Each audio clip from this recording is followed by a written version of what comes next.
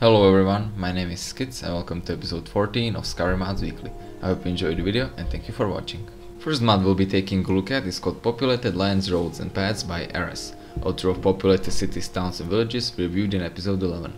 Unlike in his previous mod where Meister tried to enliven cities, this time he focused on surrounding areas.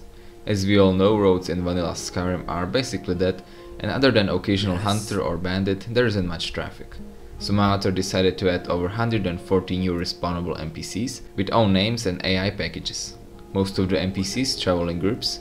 For example, traveling merchant that you can trade with comes with 2 bodyguards to protect him, or Knights of Fate accompanied by 4 pilgrims that travel to different shrines and temples. Of course, some of the NPCs travel alone, for example mercenary warriors, wizards or archers that can also be hired, or wandering knights and magicians.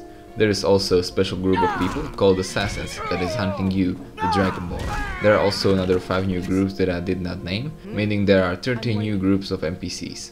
This mod is also recommended to use and compatible with OBS and immersive patrols, and it does not use any scripts, so it is safe to uninstall it anytime.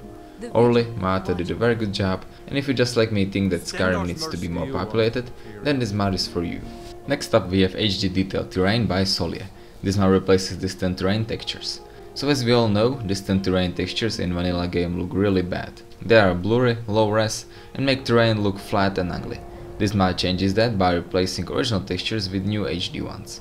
As you can see on screen right now, new textures look a lot better, they are a lot more detailed, terrain now has a definite form, you can see it a lot better now, so it is finally possible to take some nice screenshots of it. Textures are a combination of 1K, 2K and 4K resolution textures, unlike vanilla textures that are only 255 by 255, and the mod also replaces nose texture, which is overlaid onto the distant landscape to make it appear higher resolution. Now if you're afraid that a huge mod like this one may affect your FPS, don't worry, I did not notice any, and Manor also promises no FPS drop whatsoever.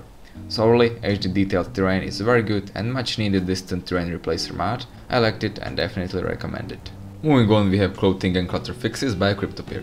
This mod fixes tons of bugs related to clothing, jewelry and other miscellaneous items. This mod is an extension to Weapon and Armor Fixes mod, so if you know it, you have a general idea of what this mod does. List of main features includes more consistent values and weights for clothing and miscellaneous items, more logical pricing for glazed, Nordic and silver clutter, some previously unplayable or inaccessible items are now playable or otherwise accessible in game, hooded robes are now separated, meaning there is a separate piece for a hood and a robe, which adds a lot more diversity to hooded outfits in Skyrim, since now you can combine them as much as you want. The strength of enchantment on piece of enchanted jewelry is now properly reflected by the quality of base jewelry, so gold necklaces have a lot better enchantments than silver ones, for example. Circles can now be worn with most of the hoods, along with necklaces and rings that were invisible when worn with certain clothing can now be seen, and there is also a new wording for clothes. So like I said, there are tons and tons of bug fixes, and if you want to see a complete full list you can check it out on mod page. Overall, this mod is a definite must have for anyone who really wants to get rid of all Bethesda bugs. I liked it and recommend it. Now let's take a look at Exhaustion by Isoku. This mod adds an audible breath sound to your character that plays when their magicka health or stamina drops below a certain percentage. This mod is a immersive and lore friendly way of making HUD even less important, since now you can guess how much stamina, magicka and health you have by just listening to your character's breath. So now let's take a look at a short sample of how mod works.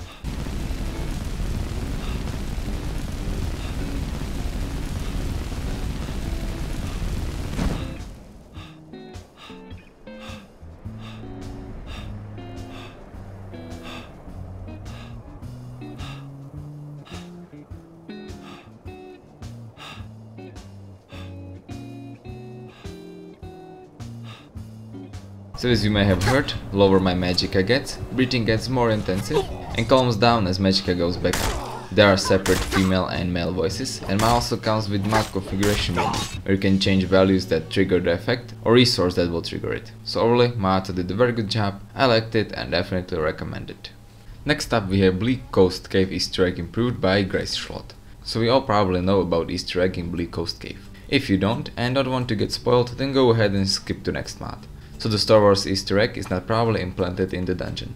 Bethesda intended it to be whole skeleton popping out of ice, but due to Havoc bug, you can only see torso and bunch of bones on the ground. So Meister decided to fix it by adding script to objects that were supposed to stay static. So now the Easter egg will appear just like Bethesda intended it to be. But that is not all. Meister also replaced the original sword that can be found there with the unique weapon called Starblade. It is a fantasy interpretation of lightsaber, and basically it is a great sword with custom glowing texture. Another thing Meister added is a new boss called Giant Frost Troll, adding a new challenge to otherwise boring cave. So if you were ever bothered with Star Wars Easter egg not working, or you want a new unique weapon in your game, then this mod is for you. Moving on, we have Divine Skies Manor by the Audacity.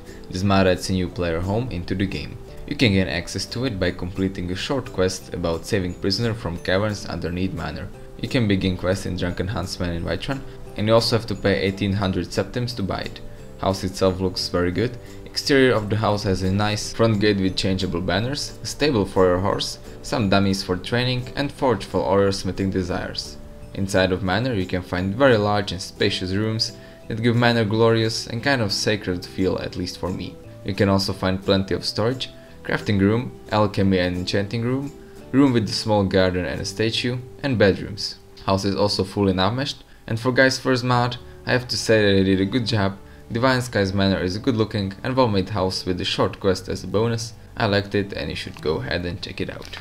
So you guys may remember that last week I only reviewed one outfit mod and was surprised by the lack of new armor mods. But this week armor mods are back in full strength again, and I have 4 of them for you. So the first one is called Selena by Neovinci.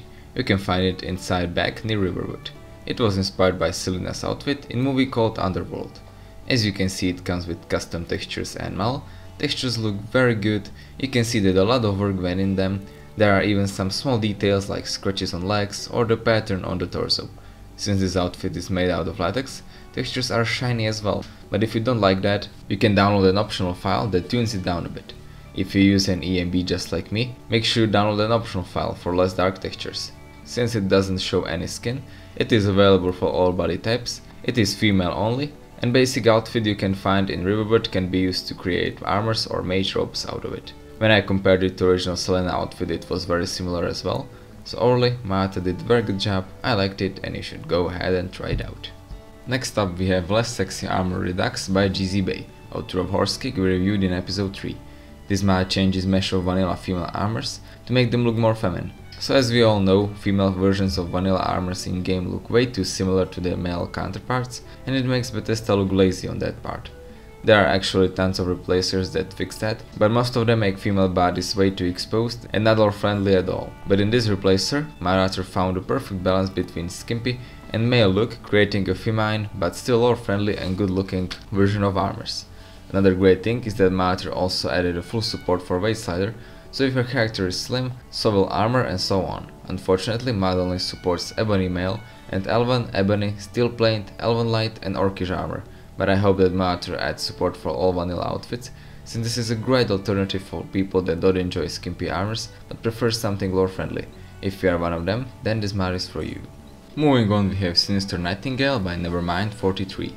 It is a fully remodeled vanilla Nightingale armor, but it is not a replacer like you may think. Instead, you can find a standalone version in Labyrinthian. So as you can see, it comes with custom textures. Textures are HD and very detailed. For example, the pattern on the chest looks very nice, and I especially like gloves with small some sort of spikes along with good looking boots. I also like the fact that armor looks lore friendly, and it looks like it could protect you in battle, unlike some other armors out there. Another great thing is that it is a male armor, which is really rare on Nexus, and it makes it even more unique. So overall, Sinister Nightingale is a good looking, well made and male armor. I liked it and you should go ahead and check it out. And the last mod we'll be taking a look at is called Farmer Girl Minidress by Tiwa, author of Barkeeper Minidress we reviewed last week. So just like in his previous mod, Meister took some vanilla female dress and remodeled it. This time it was Farm Girl outfit. It can be used as a replacer, or you can download optional file that makes it standalone and craft it entertaining rag. Another improvement or vanilla version are also new HD textures that of course make outfit look 100% better. Outfit is available for UMP body and is of course female only. If you're interested in this and all other outfits Meister created, there is a compilation file on Nexus that adds all 3 outfits as standalone versions. Overall, Meister did a very good job, and if you enjoy skimpy and good looking outfits, then this mod is for you. So yeah guys, I guess that's it for episode 14 of our Skyrim Mods Weekly. I hope you enjoyed the video, leave a like if you did, tell me what you think about it in the comments, leave a like on my Facebook page, Subscribe for more fun and Skyrim content, and I will see you next time.